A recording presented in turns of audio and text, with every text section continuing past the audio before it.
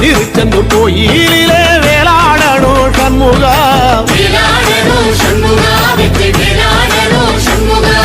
பிள்ளை ஆண்டான் பிள்ளை என வரம் கொடுக்கணும் சண்முகா